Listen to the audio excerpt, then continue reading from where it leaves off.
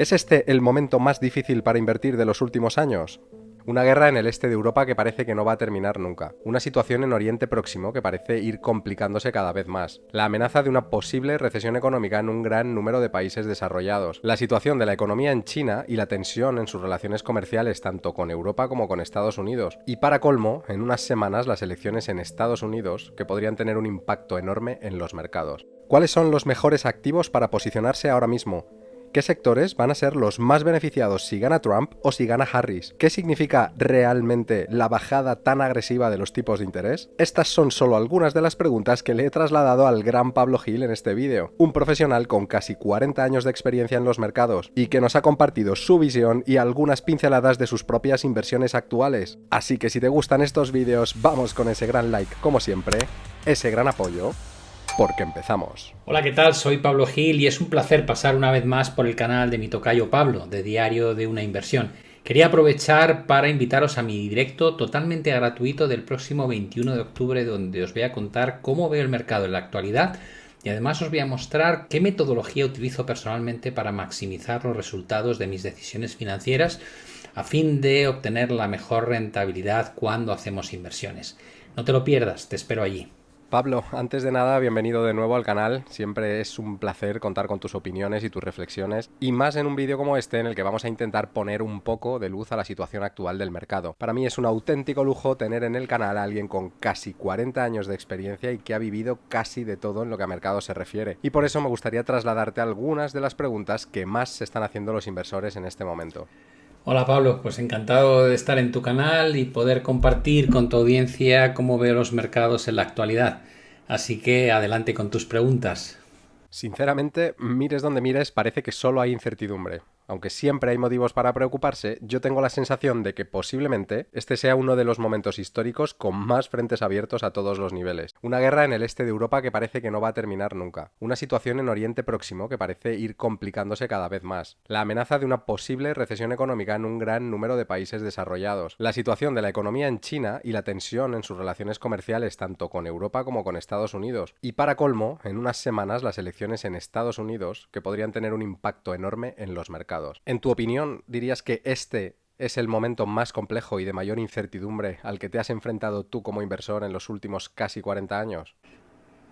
No, la verdad es que creo que durante la pandemia, por ejemplo, y antes de eso, durante la crisis 2008, la situación fue mucho más compleja a la hora de tomar decisiones de inversión, porque la magnitud de lo que nos enfrentábamos en aquel momento, ¿no? El desconocimiento de cuánto iba a durar la parálisis económica a nivel global durante la pandemia, o la magnitud de la crisis financiera que se desató con el pinchazo de la burbuja inmobiliaria en el año 2008, creo que fue bastante más compleja desde el punto de vista de las decisiones del inversor, y basta con que miremos cómo la mayoría de las inversiones que llevamos a cabo desde hace unos años en principio acaban retornando rentabilidades positivas, ¿no? Justo lo contrario a lo que ocurría en aquellas épocas.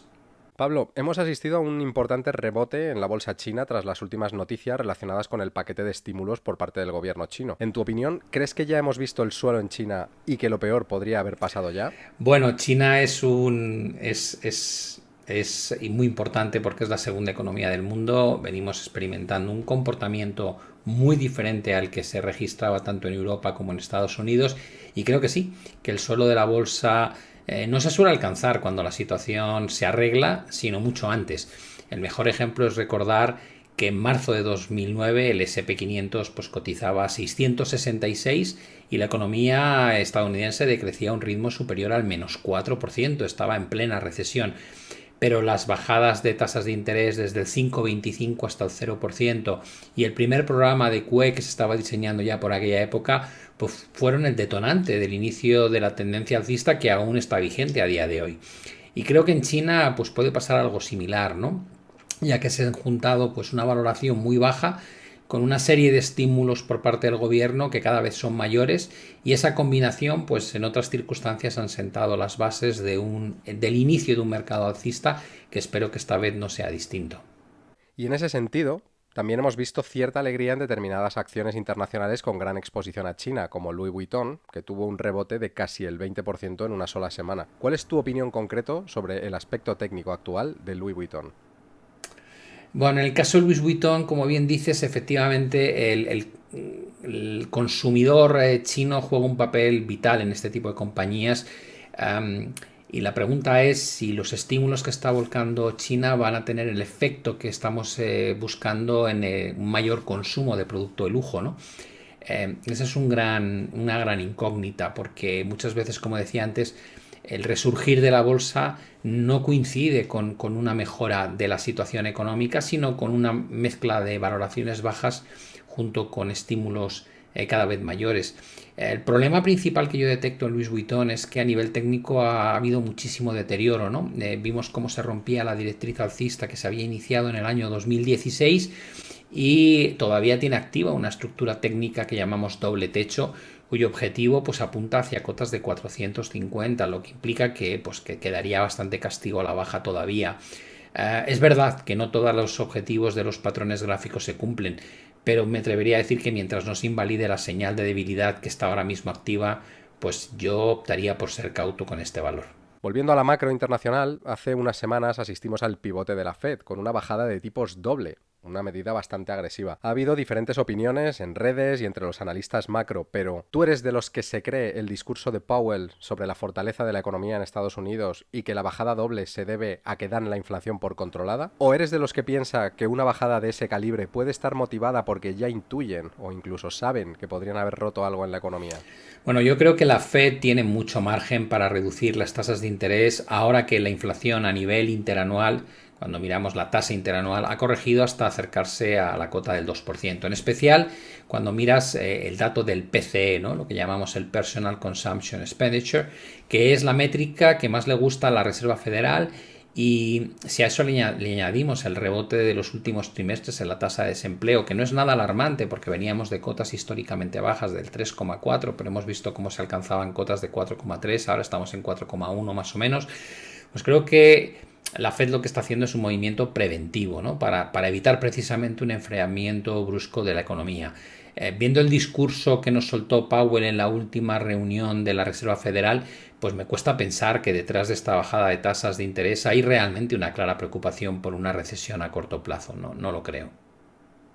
Opiniones políticas aparte, que no es lo que nos interesa en este canal, el resultado de las próximas elecciones en Estados Unidos va a afectar a los mercados. En tu opinión, ¿cuál será el impacto principal en los mercados si hay continuidad y gana Harris? ¿Y cuáles serían los activos o temáticas en los que estar invertidos si esto sucede? Y justo lo opuesto, ¿cómo crees que se tomaría el mercado el cambio político y la eventual victoria de Trump? ¿Y cuáles serían, en tu opinión, los activos o temáticas en los que estar invertido si esto sucede? Bueno, evidentemente las elecciones van a tener un impacto porque ambos escenarios, tanto si ganan los demócratas como los republicanos, pues va a afectar a las expectativas del mercado en términos de regulación, de impuestos, de gasto público, de políticas fiscales, de relaciones internacionales y de políticas sectoriales. Por tanto, es un auténtico enigma y ambos candidatos pues proponen cosas muy distintas en general, ¿no? En el caso de que ganase Kamala Harris, yo diría que implica que el mercado va a encontrarse con una continuación de las políticas que ha llevado a cabo la administración de Joe Biden, lo cual implica pues un gasto fiscal elevado, un enfoque en la transición energética, una mayor regulación financiera o una regulación más estricta al menos, y también mayores políticas redistributivas. En ese sentido, creo que los puntos claves y áreas de inversión donde hay que poner la mirada son en energías renovables y sostenibilidad. La administración actual ha apostado fuertemente por la transición hacia una economía más verde y eso implica pues políticas de apoyo a las energías limpias, infraestructura verde y reducción de la dependencia de combustibles fósiles. Empresas que están relacionadas con energías renovables, tecnología verde, fabricantes de vehículos eléctricos y compañías de infraestructura pues deberían ser las más beneficiadas. Por otro lado, un mayor gasto en infraestructura y tecnología, ¿no? Se espera que el gasto público en estos campos, infraestructura, transporte, telecomunicaciones, digitalización, pues continúe un poco la línea de Biden con foco en modernizar la infraestructura de Estados Unidos y potenciar la innovación tecnológica. Y ahí pues todas las empresas de construcción, de materiales, tecnología 5G, inteligencia artificial y ciberseguridad son las claras beneficiadas, ¿no? En términos de regulación financiera, pues si piensas que va a ser más estricta, Lo que implica esto es que una mayor regulación en sectores como el financiero o el tecnológico pues podrían limitar el crecimiento de algunas grandes tecnológicas y bancos, y en ese sentido pues casi te apetece más posicionarte en sectores defensivos como bienes de consumo básico y salud.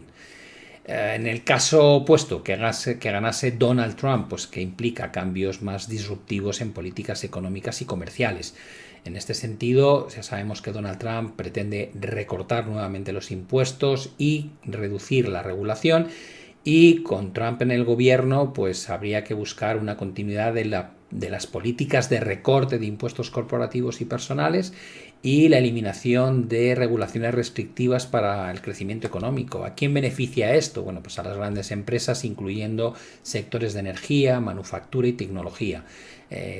Empresas tradicionales como petróleo y gas, sector financiero y las grandes multinacionales tecnológicas creo que serían las que más se beneficiarían de una menor carga regulatoria. En el plano de política comercial más agresiva, pues evidentemente lo que habría que esperar es un mayor proteccionismo, mayores tensiones tanto con China e incluso con Europa, que podrían desestabilizar los mercados internacionales, al menos en el corto plazo. Pero bueno, habría sectores nacionales que se verían claramente beneficiados por esas políticas proteccionistas, como podría ser la manufactura local y el sector de defensa. Creo que eso resume más o menos lo que podría ocurrir, pero evidentemente habrá que ver de lo que plantean en sus presentaciones de cara a conseguir la reelección, cuántas de esos objetivos que se marcan en su campaña electoral finalmente ven la luz. Tenemos a los principales índices del mundo en máximos, tanto en países cuyas economías se supone que están fuertes, como en países que sí han confirmado debilidad, como es el caso de Alemania. En tu opinión, en el caso concreto de la bolsa española y la bolsa de Estados Unidos, ¿crees que estamos viendo un exceso de optimismo o crees que las valoraciones actuales podrían estar justificadas? Bueno, yo creo que el principal argumento para muchas bolsas europeas, incluida el DAX, es la valoración, ¿no? Cuando comenzó el proceso alcista, las valoraciones eran muy bajas. Basta con pensar que el Eurostoxx 50 todavía está muy lejos de los máximos históricos que se alcanzaron durante el año 2000. En el caso del IBEX estamos muy por debajo de los máximos del año 2008. Y es algo muy distinto a lo que está ocurriendo con la bolsa, por ejemplo, el SP500.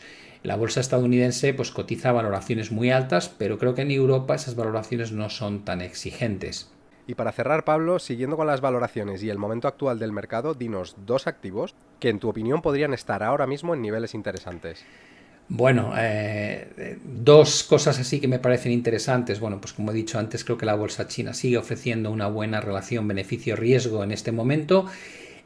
Y probablemente otros dos activos que me siguen gustando mucho son el mercado inmobiliario. Ya sé que no todo el mundo tiene la capacidad de invertir comprando una vivienda, pero la falta de oferta me da la sensación de que va a seguir empujando los precios al alza.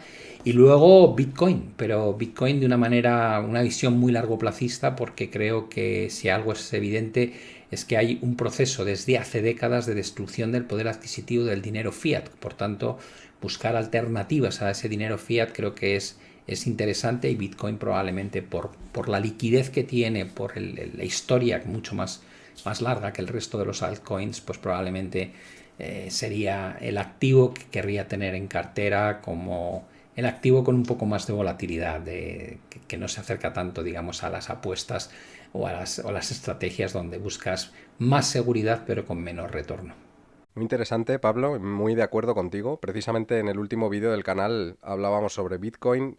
Yo que nunca he sido muy partidario de incorporar Bitcoin a una cartera, por lo menos no con un peso importante, digamos. En el último vídeo comentábamos la importancia que tiene al construir una cartera diversificada el incluir activos que estén descorrelacionados. Hacíamos un ejercicio práctico con además una herramienta de Excel descargable para todos los usuarios, totalmente gratis. Y precisamente comentaba que Bitcoin es uno de los activos más descorrelacionados con los otros activos principales que se suelen incluir al componer y al construir una cartera. Así que muy interesante la reflexión y muy de acuerdo contigo. Una vez más, Pablo, muchísimas gracias por pasar por el canal y gracias por compartir tu visión y tus opiniones que siempre aportan valor a la comunidad.